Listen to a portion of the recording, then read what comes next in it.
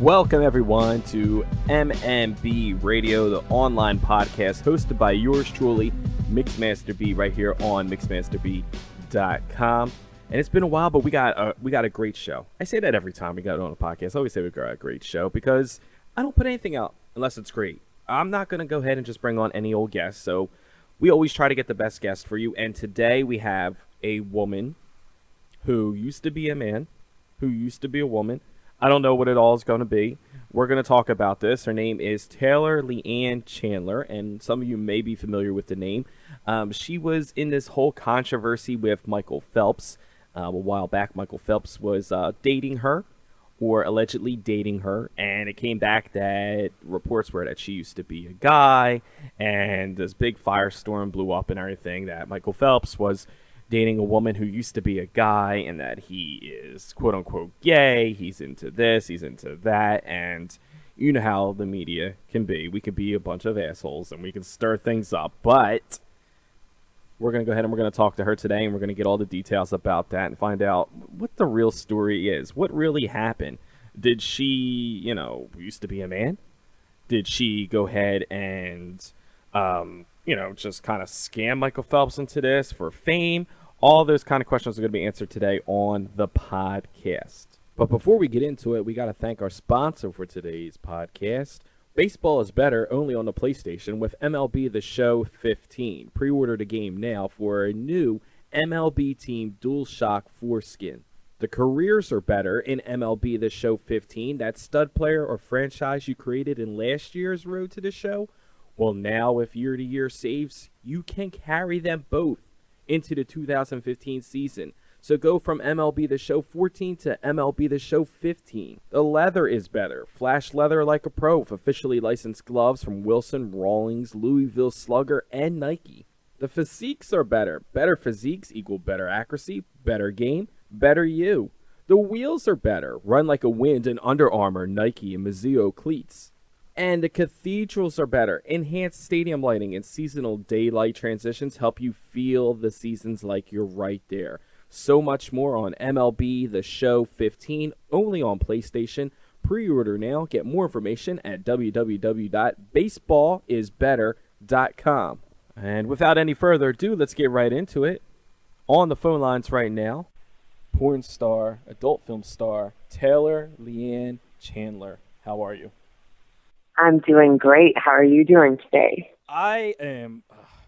I'm doing good. First off, I'm doing good, but then we got a lot to talk about, and it's just wow, where do we even start? I mentioned that you're an adult film star, but that's probably not what you're really known for just yet. You're probably known. No, we should dive right in. No pun intended. Yeah, we should just get right into this stuff. So, Michael Phelps, Olympian. You two allegedly, because, I don't know if his side. You can say allegedly. I will tell you the truth. And that's what we like here. We like the truth here. So, you guys allegedly were in a relationship, and we're going to get into how you got into that relationship. But you are what they call intersex, right? Correct. And a lot of people don't seem to understand what that means, so hopefully we can tackle that a little bit, kind of educate people. Exactly, because I don't know what intersex is. I know the whole, LGBT and all that other stuff. And well, now the title's longer. It's LGBTIQ, and the I is intersex, and the Q is questionable. NOMNOP. And I'm not being funny. That's serious. So exactly, it's like every day something else is being added to it. So intersex is a term that refers to someone who is born with both parts, right? Male and female. It can mean a lot of different things. It's kind of like a all-encompassing term. It kind of replaced politically incorrect hermaphrodite, because in reality, no human could be a hermaphrodite. It comes from Greek mythology, Hermes and Phanes and all that, but the reality is only true hermaphrodite is a worm, and it means both fully functional parts that could impregnate. Obviously, no human is doing that. So underneath the umbrella of intersex, there's a lot of different variations. There can be different chromosomal breakdowns, meaning you might have two X's and a Y, or you could have XXXY that are bonding differently in different parts of the chromosomal breakdown. You can have everything from mosaic to Klinefelter. I mean, there's just so many different things that fall under it. It's just kind of an easier term to use, meaning there was something at birth, or some people don't even know they're intersex until the day they die, like it comes up in an autopsy. Some people don't know that they have any delineation of it until they hit puberty. And all of a sudden you have a boy and he's growing boobs and getting hips. And, you know, so there's so many different things that fall under that it truly is an umbrella term. For me, what it meant is at birth, my genitalia was ambiguous. And in the 70s, there used to be a phrase called, you know, what is easier, sew a pole or make a hole? And you got to envision, people think of this in terms of adults, but if you think of it in terms of a baby just being born, you know, a penis is very small, a vagina is very small, but if you have the makings of a vagina on a penis, we're talking like a pinky nail. And it's easier to just sew it up with the circumcision. Nobody's the wiser. Here you go to your parents. If testes haven't dropped, no big deal. Sometimes that doesn't happen. It's not like they send you off to x-rays or MRIs. I had a variation of gonadal and ovarian tissue, but no actual testes. I never produced semen, none of those things. I didn't produce testosterone or estrogen at correct levels. And so people, when they've heard me talk about how I went on testosterone blockers or estrogen enhancers, it wasn't to alter anything about my appearance. It was strictly to keep my levels at normal levels for anybody. Because whether you're male or female, you need to produce both during the growth process. And, you know, even women, when they go perimenopausal or full menopausal, that's what hormone therapy is. You're replacing stuff that you no longer produce. So hopefully that kind of helps people understand, you know, for me, you know, I also had a uterus, but I had no ovaries, but that wasn't discovered until later on when I was a teenager, because there was no reason for that to be known. I hadn't had any injuries or needed to go to the doctor for anything that required an x-ray where that would have been, you know, become evident. And, you know, so I could have had a child through in vitro fertilization, carried it to full term, you know, because I do have a uterus, you know. So when people talk about these different things and want to put me in all these different labels, the thing that they don't get is I've always lived as a girl. I didn't say I wanted to be one. I said I was one. There's been a few times as a child where I was kind of androgynous because it was forced upon me by family members, but I've always been true to myself. No one can.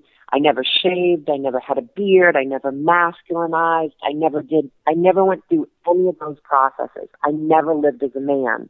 And so for someone to put on a title like the National Enquirer, you know, Michael Phelps' girlfriend was born a man, all I can say is, oh my God, my mother's poor uterus.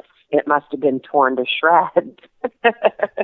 Well, we're going to get into the whole Michael Phelps thing, but I still want to kind of touch on this a little bit because this is all new shit to me. Like, I first off, anybody out there who's listening to this, I apologize for my ignorance because this is something that I'm learning on the spot right now as I'm talking to you.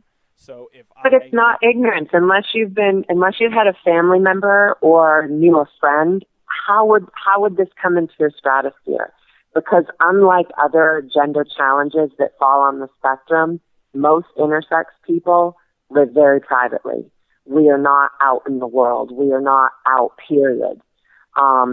So even if you knew somebody that was maybe born this way, it's usually not something that's talked about because like any other physically, medically diagnosed thing, I don't want to say ailment because a lot of intersex people own it. They don't think there's anything wrong. They don't want corrective surgery. They're very happy the way they're born, combination of both.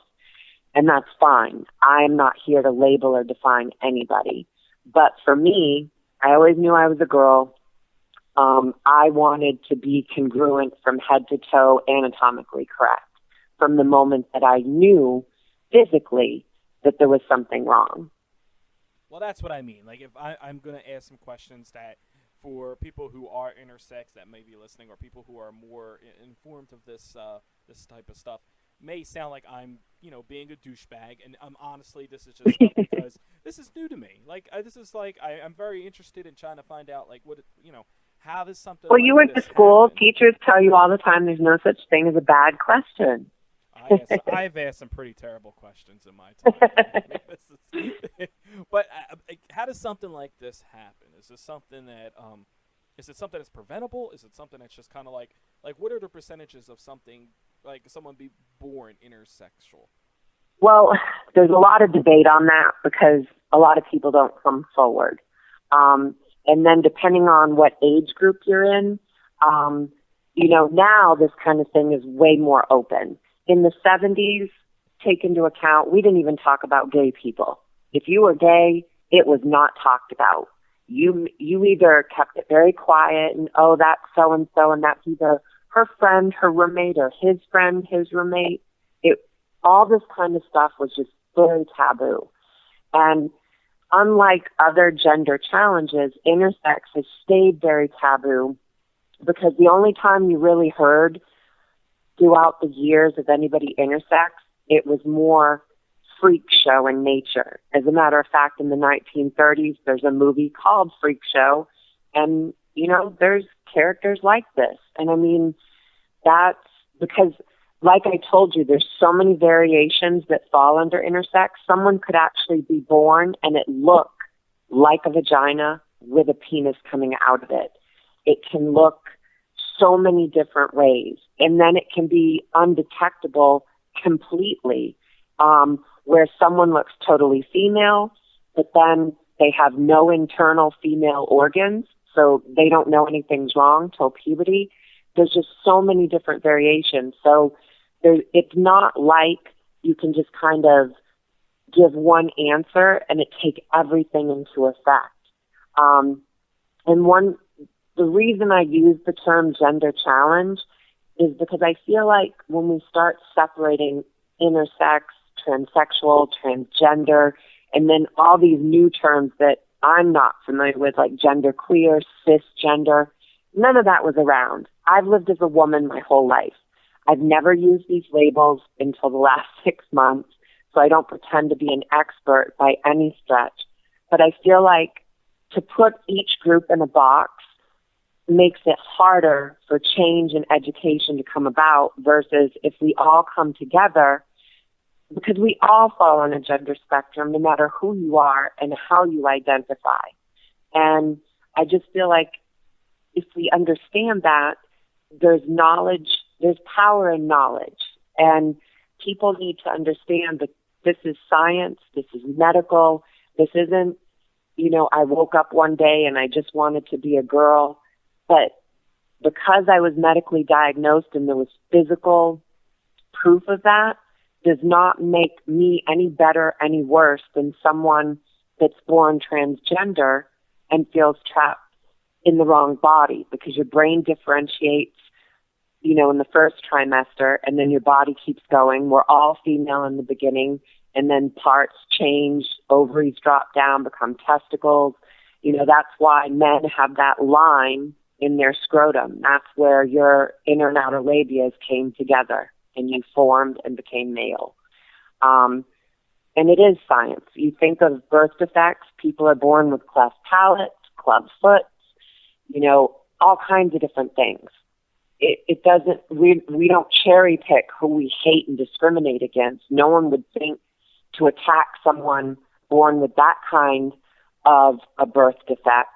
So I find it ironic that people are so quick to want to hate or come at people that they don't understand at all.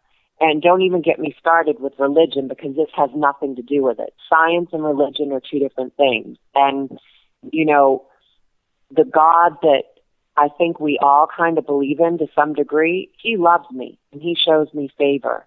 And as technology grew, I was able to correct what was right for me. And that doesn't make me any less a Christian, any less God-fearing, God-believing, anything. So, you know, the Bible is left to interpretation. And, you know, medical diagnoses cannot be cherry-picked. And whoever would think that someone would just choose to be any group that's hated in America, whether it be gay, transgender, transsexual, why would someone do that? That makes no sense. People are who they are. And nobody has the right in America to self-define another person or label them or tell them who they are. That's just ludicrous. Now, did your parents decide, like, what they wanted? Like, did the doctor come out to them and be like, hey, today's blue light special is you get to choose between a boy and a girl. Like, what do you want? Or, like, how does that, like, what is the process determining, like, what they're going to do, as you say, make a hole or sew a pole? These days, the parents are much more involved than they were in the 70s. My mother died when I was 3 months old, so I don't have her to ask. My father and I have never really had this conversation because there was a lot of anger in me as a child growing up, learning more about, you know, what was physically wrong with me. And, you know, my grandparents who raised me, regardless of medicine and what doctors were saying, were very reluctant to understand it and believe it. So, you know, a transition is a transition. You know, to someone looking at someone and you kind of look like, circle, what's wrong with this picture? You know, at the end of the day, if it looks like a duck, acts like a duck, it's a duck. And so for a grandparent that's never heard of this kind of science, never been exposed to it, you know, it was hard for them to deal with. And I think part of that is letting go, regardless of who it is, the daughter, the son, the granddaughter, the grandson, and what all that means, the wedding, the children, the this, the that. Most intersex people are born sterile. I never produced semen. I never had ovaries. There was nothing reproductive about me from the moment I was born. And so that dream was gone at birth. You know, so, you know, it was tough. You know, I went through some really interesting moments with my family going through this, but as far as I know, they just handed me to my parents, and what people don't understand is doctors assign gender. You know, it's not like we pop out and it's just magic. A doctor looks at you, there is a thalameter. It goes up to 3 inches long, and depending on where you fall on that 3-inch thalameter as a child determines whether your genitalia is ambiguous or not. And they just handed me to my parents and said, here's your baby boy. They gave me a name, and until I could talk, no one was the wiser. All right, so they diagnosed you, or I don't even diagnose is even the right word. They determined you were a boy. So you live in your life. They assigned that gender at birth, yes. Okay, so they assigned it as a boy. So you're living your life as a boy. Until what age did you start to speak up and be like, look, like, this shit doesn't feel right. Like, I don't think I'm about 2.5, almost 3. Okay. I was quick. And I was very verbal. And I changed my wardrobe instantaneously. But the thing that's funny, I liked Legos as much as I liked Barbie. I liked G.I. Joe as much as I liked Jem and the Holograms. I was a good mix. If anything, I was probably a tomboy. I was very bossy. Even though I was Wonder Woman, I outranked Superman all during growing up. All the kids in the neighborhood, Taylor was boss. So, I mean, I think it's kind of unfortunate that we assign toys and habits that children pick up to gender, because they're really, some kids it is a phase. But for me, I just was a girl. I never said I wanted to be one, and I lived as one. And from the moment I could walk and talk and say who I was, I didn't differentiate from that ever. And, you know, before my hair grew out, I was raised by grandparents, so they had old cloth diapers that were just, stacked up in a closet. But, they're clean. They look like towels. Well, I used to put them on my head and fold them behind my ears, so I had long hair. I wouldn't allow anybody to call me David, which was my name assigned at birth. I lived as a girl. I wore red knee-high socks, sandals. I loved pastels. I loved anything Wonder Woman, Strawberry Shortcake, and Holly Hobby. My whole world revolved around all three of those things. And that's what I had. My placemat, silverware, cups, bedding, everything was one of those three things. And we're talking the 70s. But you're walking around with a penis, right? I am. Okay. But to the outside world, very few people knew that. Even during the times where I was more androgynous and it was forced upon me by my grandparents, I vividly remember my dad's a famous horse jockey, and I remember being outside the paddock waiting for him to come out.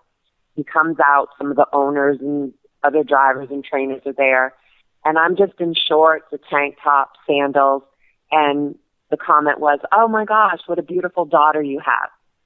And I got that my whole life. So people recognized you as being a female, although they didn't really know what you had hidden inside. Correct. Okay. So absolutely. At what point in your life did you decide, I am going to do away with the penis, and how did that come about?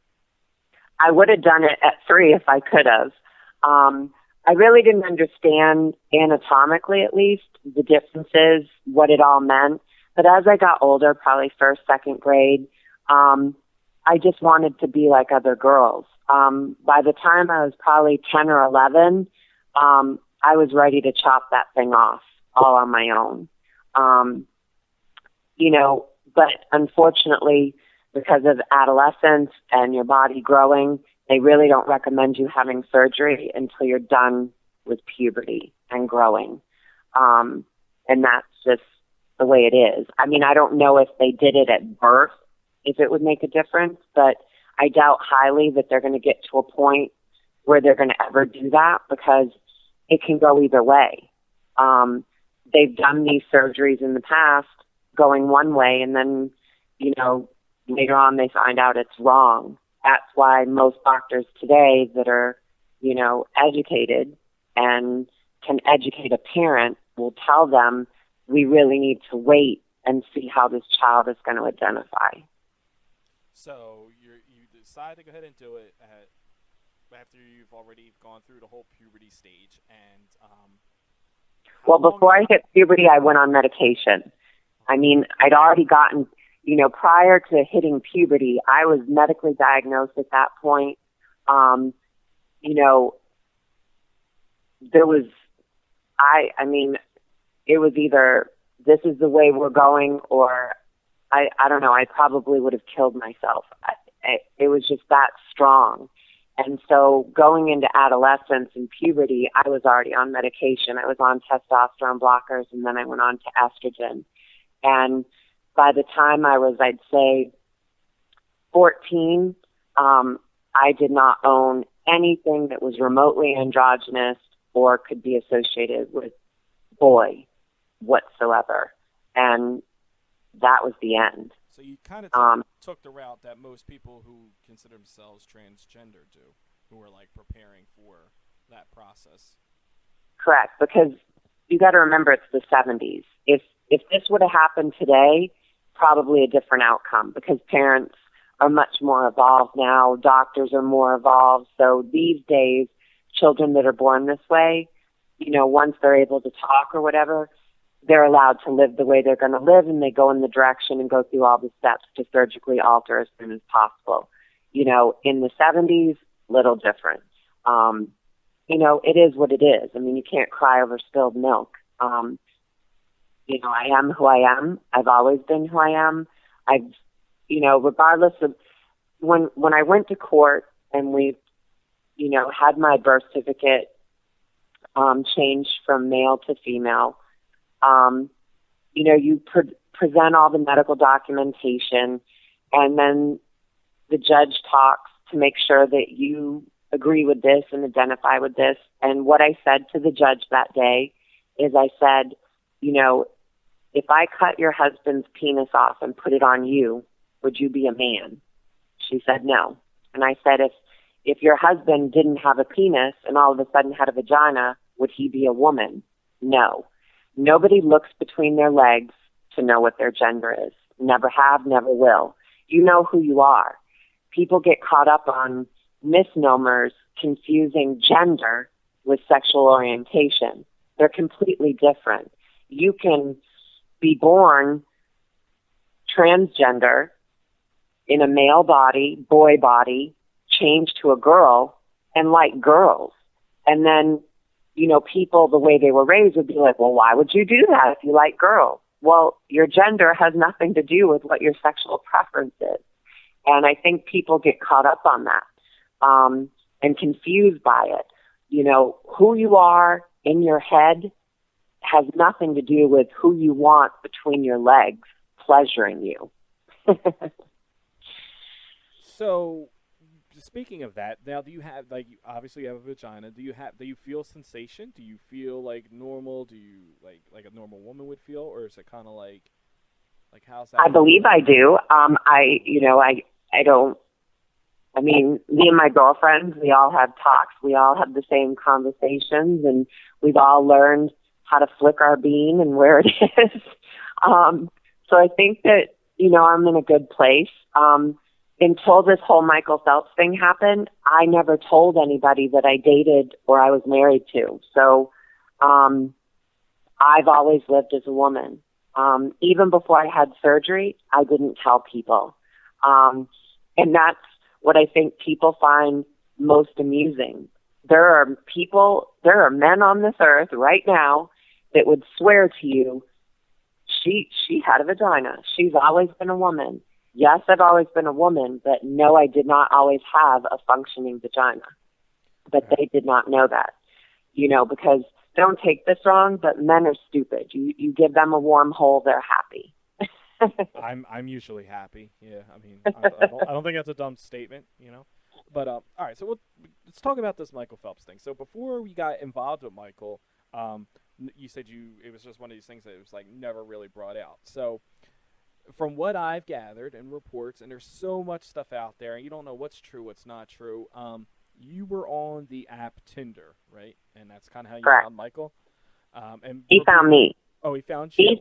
Let's get this clear. He pursued me because anybody that's on Tinder knows you can set up an age range that you want. If someone's outside that age range, what people don't understand is Tinder will sneak them in to your feed. He was younger than what my parameters were set up for. So he came into my feed. I recognized where he was at before I recognized him because he was at the Preakness. You know, I've been on horse tracks my whole life. I recognized the grandstand. And then I was like, you know, I don't follow swimming. I'm not big on watching the Olympics. But, I mean, who doesn't know who Michael Phelps is? But I just assumed it was a fake profile, to be quite honest. So you were thinking maybe you could be getting catfished? Yeah. I didn't even know what that meant until all this happened. Well, that's now people are always saying, yeah. Well, him and I talked very brief. You know, we connected on Tinder, and then because of our schedules at the time, I was a sign language interpreter, but I also traveled with a company where they taught people about HIPAA and social ethics involving media and social media. And so I traveled with this company. And so one of the reasons we didn't connect sooner is our schedules. I've since learned that until mid-August, he was still in full-blown swim season, and I was traveling. And so by the time we started talking, you know, we were on Tinder maybe a day or two, and then we switched to phone numbers. And because I also worked in crisis management, as soon as I had his phone number, I'm a smart woman, I ran it. And, you know, it was Michael Phelps. And so then I knew for sure I was talking to him. Well, is that smart or is that creepy? Like, you ran the guy's number? I mean... I think it's smart these days because, you know... It is smart. It is smart, you know, but... You know, as an interpreter, I worked in government. I worked on Capitol Hill. I worked in Inova Hospital Networks. You know, we deal with ethics and privacy, confidentiality, HIPAA. We're bound by so much as an interpreter. And then first and foremost, being invisible. Privacy is everything. And, you know, I think what people don't seem to take into account is I had been seeing and talking to Michael for 6 weeks before September 30th ever happened and before the media thrust me into the limelight. I did not thrust myself. I would have had no reason to. I had a career that was destroyed by him getting a DUI and my name becoming public. All right, so he has this DUI, and from the story and reports that I read, you were hanging out with him not while he got the DUI, but you were hanging out with him like earlier in the day, or was it after the DUI? After, and I'm glad you say that because what they reported is that I was with him the night of the DUI. Now, in theory, that's true, but he got the DUI at like 1 a.m. I was with him later that day at night. So technically, it is the night of the DUI, but the way they reported it, it made it sound like I was in the vehicle, which I was not. I worked all day, and I didn't actually find out what happened to him until like 11 a.m. that morning. The night before was the first time he had not said goodnight to me. It seemed weird, but not weird enough like, oh my God, what's wrong? I knew he was at Horseshoe gambling. I'd sent him a text message of that little boy with the hashtag winning. I mean, I knew where he was. And, you know, what ended up happening, which isn't reported, is he was down about $20,000. He was pissed off. He grabbed his backpack. It was in tow. He stormed out of Horseshoe, got in his vehicle. He didn't think he was drunk and got behind the wheel, was speeding because he's angry. Nobody wants to be 20,000 plus down gambling. And, you know, it's about 4.5 miles from Horseshoe to his house. And when he got in the Fort McHenry Tunnel, you know, he was a little reckless at that point. I'm guessing, you know, he realized what he was in for a predicament, but it was too late then. But he never denied it. From day one, he said he was wrong. He was guilty. He never said he was not guilty. He pled guilty, but from day one, he owned what he did. What I don't think people understand is 2 people paid the consequences for that DUI. That so how night, did you get involved in this? Like, I guess because the media saw me leaving his house that night. And being a celebrity, people were probably, you know, stalking out the place and. Oh yeah, because that was a big deal. Him getting his second DUI 10 years later, and you know, I ran to him after work. I was worried, and when I got there sooner than I thought, his mother and sister were there, so he was like, you know, can you give me 45 minutes? Because even though him and I had been talking for 6 weeks, we'd only taken our relationship to the next level of being intimate for about 2.5 weeks prior to the DUI. And so it wasn't really the moment to meet the family. And I get that. So I went across the street to Plug Uglies, had a glass of wine.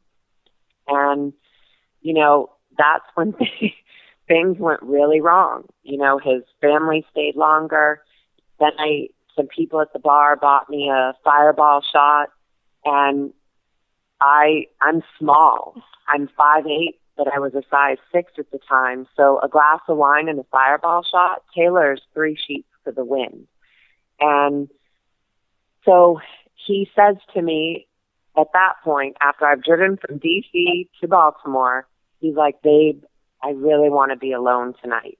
Well, now I'm drunk, and I've got my Psycho T-shirt on, and any girl that's drank too much and her man's in trouble for whatever reason, you want to be there. So I'm like, no, I want to be with you. I'll just lay next to you. We don't have to have sex.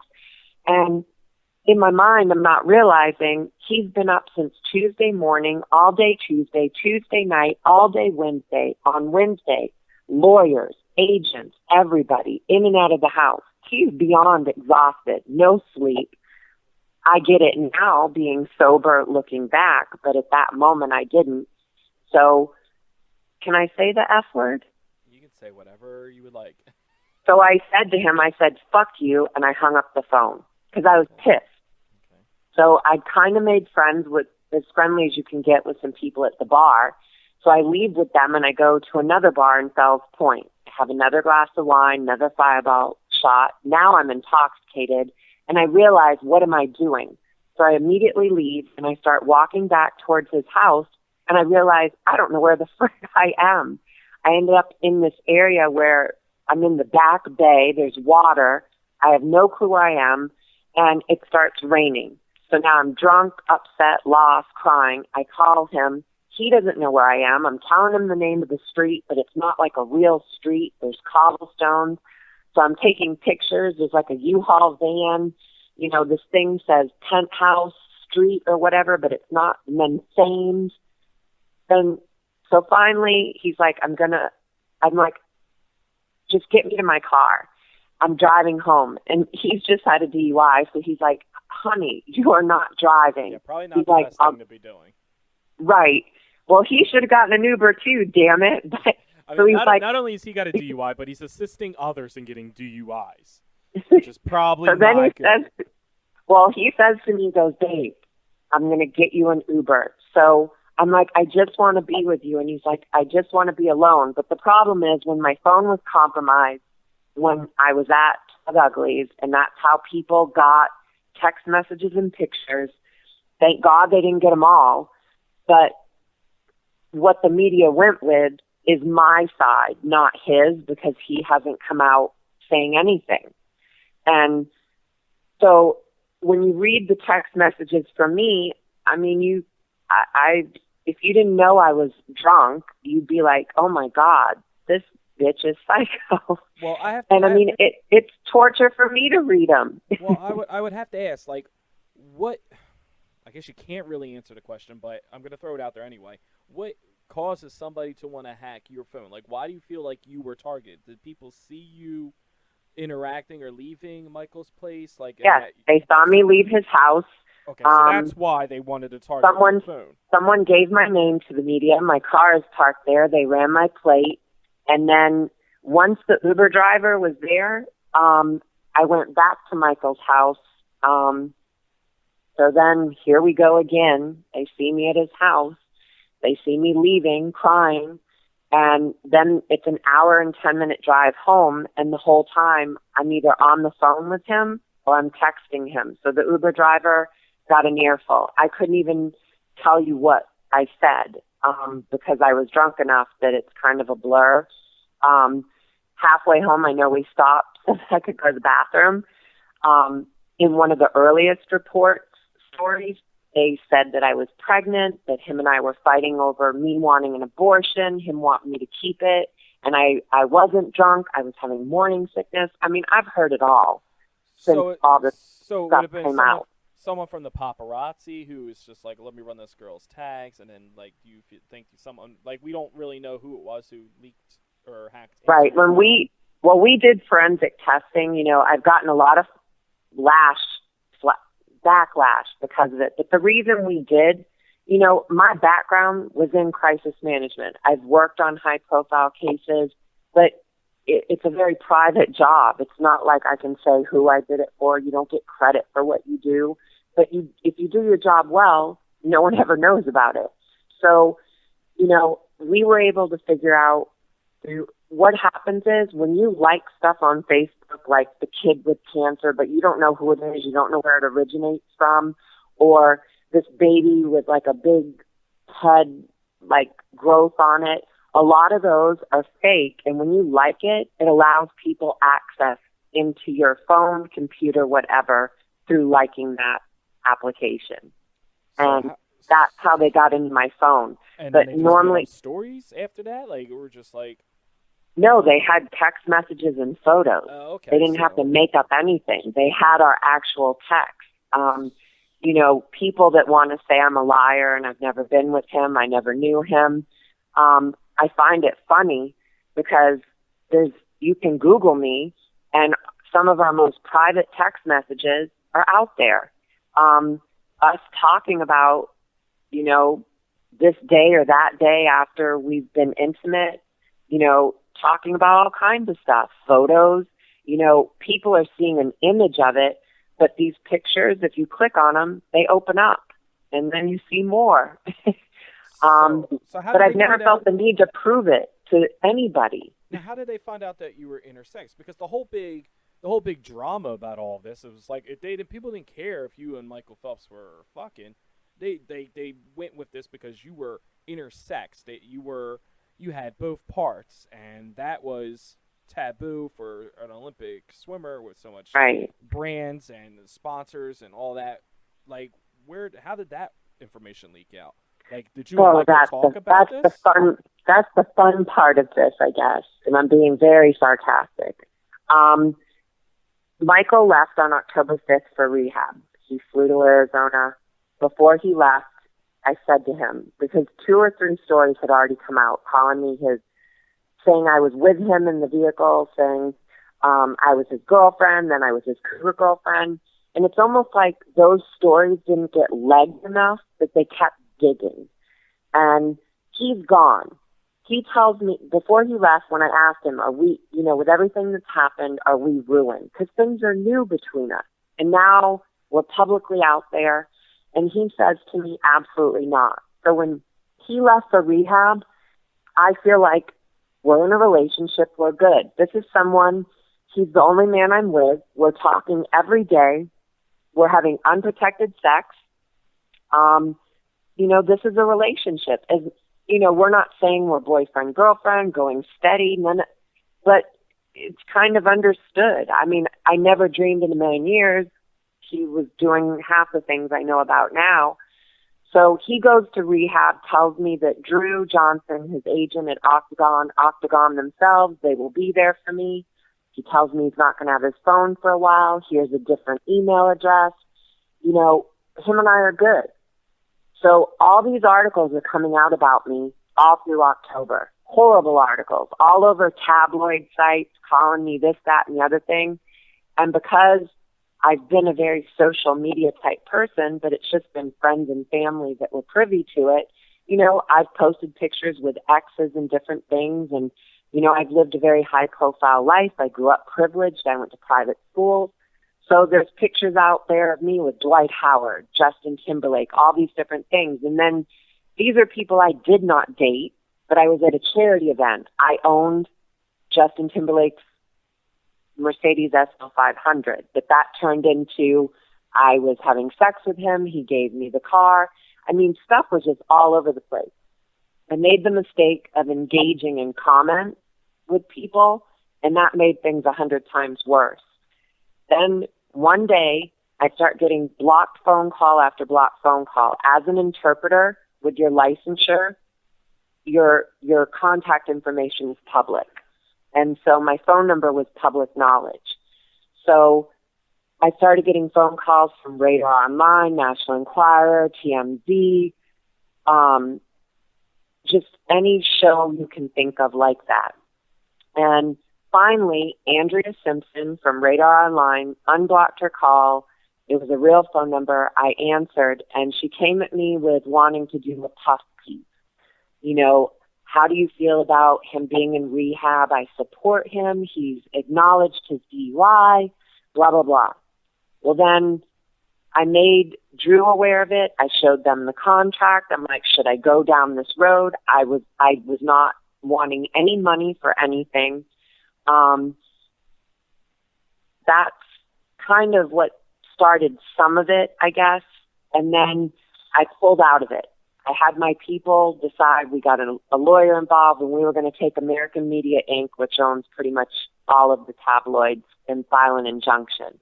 And so just with the threat of that, no one wanted to run any stories because TMZ contacted me and asked me what my relationship was with Janet Mock, who is a transgender author that wrote a book Redefining Realness, I think that's the name of it, and telling her story. Well, she spoke at Martin Luther King Jr. Library in D.C. I was there. I bought a book. I donated it for somebody that couldn't afford one.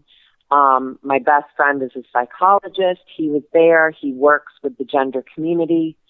It was guilt by association. But the problem was the conversation went, are you transgender? And I almost had a heart attack. And I was like, absolutely not. So then my people that I work with crisis management, I'm like, look, I do not need anybody digging in my past. Everything with me was sealed. The problem was someone from my past that knew other names, because my name was legally changed when I was still a minor, from David Roy Fitch to Paige Victoria Whitney. And then in 94, I changed it to Taylor Lianne Whitney because I went through a brutal rape. I went through a horrendous trial convicting my rapist. There was so much media surrounding it. I just wanted a normal life. And then I got Chandler from an ex-husband. But backtracking, what ended up happening is someone from my past that knew the names sold the story to the National Enquirer. They were going to run a story about me with or without my cooperation. And in my naivete, I thought by cooperating and telling them the truth, telling them the medical everything, and providing it to them.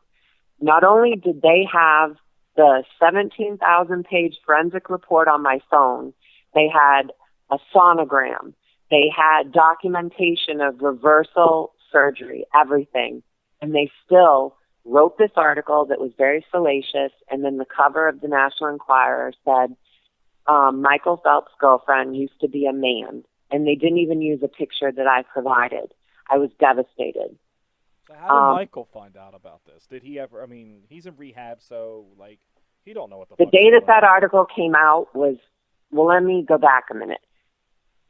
I knew the article was coming at least a week and a half, 2 weeks before it came out. And so I contacted Drew at Octagon, and I'm like, look, Drew, something, even before that, before Michael left for rehab, I said to everybody involved, I said, why don't we do a joint statement and say, Michael and I were never dating, never involved, never intimate. The only reason I'm here is as a consultant for Octagon for crisis management. And it would have nipped all of this in the bud. They declined, but in their defense, they did not know my past. And I didn't feel the need to tell anybody that at that point. So fast forward to about November, I'd say 10th. I want to say 10th or 11th. I contacted Drew. I'm like, Drew, something really dramatic from my past is going to come out, and I really feel like this should be a conversation over the phone with Michael.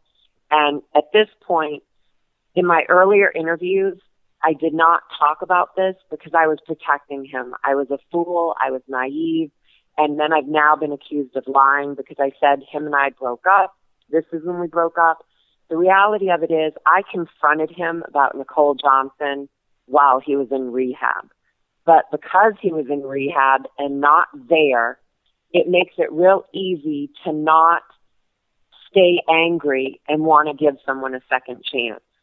So by the time I'm telling him this, Drew refuses to make this happen. And so Michael doesn't have any cell phone or anything in rehab. So unless Drew gives him my number, who remembers anybody's phone number these days? And he has to use a landline to call out.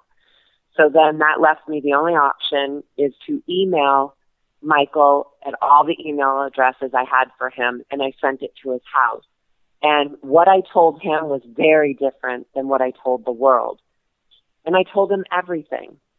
And I was scared of how he was going to react because I've never been in this situation. Certainly, you know, you never know how someone's going to react. And then the next day, I told extended family and friends of like ex-husbands, ex-boyfriends, my stepdaughter. You know, that was tough. then even telling my family what was getting ready to happen, nieces and nephews that are of an age where this could impact them at school, they had to be told. It was devastating. And then on November 13th, I told the world. And I thought by telling my own story in my own words, it would take the wind out of the sails of the tabloids, and they'd have no story because I've already told it myself. Nothing could have prepared me for what happened. He got out of rehab November 19th. The National Enquirer was released in New York because it comes out on Wednesday in New York, Thursday in LA, and then it's released worldwide on Friday. And it just no one could have prepared anybody in my life for what has happened. It became so international because of swimming. In Australia, England, Greece, China, I'm 100 times bigger and more famous than I am here. I mean, I'm literally on magazines and newspapers all the time in those countries. I do radio and TV in all of those countries. It just boggles my mind. But Michael knew everything prior to it coming out publicly. He was out of rehab the day that it actually went national. The truth about all of it, I refuse to speak for him. I could sit here and tell you what his reactions are and what he thinks about this and that and the other thing. But to me, he's taken the coward role for whatever reason in this. And it could be his handlers. With his sponsors, he produces billions of dollars a year with Omega and Louis Vuitton and Subway and, Speedo and Under Armour and Aquasphere. I get it. But the reality is there's no scandal related to me. As the world knows now, all these months later, 5 other women have come forward. While him and I were together, he made me feel like it was him and I, that we were in a relationship and it was only us. I then learned because a swim fan sent me a photograph of Nicole Johnson and him at a wedding, and she was actually there with Mark Reeson, her ex, but Michael was there. There's a very blurred line with the Irvine, California swim meet as to whether Nicole was still with Mark, whether she was cheating on him when she first got back with Michael. Then when I told her about me and Michael in the beginning of October, she's known forever. Me and Michael didn't end things until the end of November, and then November 22nd, all of a sudden, Octagon's promoting they're out on date night. Well, if you follow his Instagram prior to that, or hers didn't exist. She created a new one on October 6th. All of a sudden, she's connected to all of the Phelps family members. Me and Hillary used to be connected. She deleted me, blocked me. I reached out to her. Hillary knows without a doubt that I was involved with her brother. They were there the night that I showed up at the house, and he asked me to just wait for them to go. But everybody felt that it was easier to erase me. And so now that they're quote-unquote engaged, let's put this on a timeline. They've gotten engaged 3 months after him and I broke up. That's ludicrous. And now all of a sudden, they rekindled their romance in November. So what? She was magically talking to him during rehab when he has no contact with the outside world. She was in Colorado for a funeral. Her grandmother died. They were at the Broadmoor, which I used to work at, so I know people there. The day they got engaged, took these very posed pictures, had dinner. He went back to the Olympic Training Center. She spent the night alone on the night of their engagement. Does that sound like a real engagement to you? Outside the U.S., anybody that reports on this questions the timeline and the validity of everything, because they were sleeping together as far back as August. There's another woman involved that says she was sleeping with him until into September. I was talking to him from middle of August. I didn't start sleeping with him until the middle of September. People want to talk about the day the game of the Cleveland Browns where the Baltimore Ravens beat them. You know, they reported that him and I had sex at the stadium during halftime. I find that very, very funny since it was an away game. So it would have been only him and I at M&T Stadium having sex, which is ridiculous.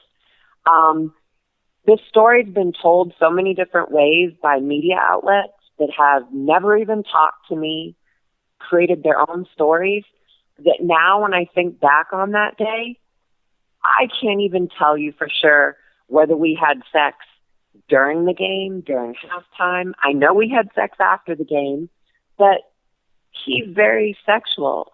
I've had sex with him more than once. I mean, it's not like, I'm like, which time are you talking about? I've been to his house more than once. That's how when people want to say that I'm a jump off or a one-off. No, I'm not.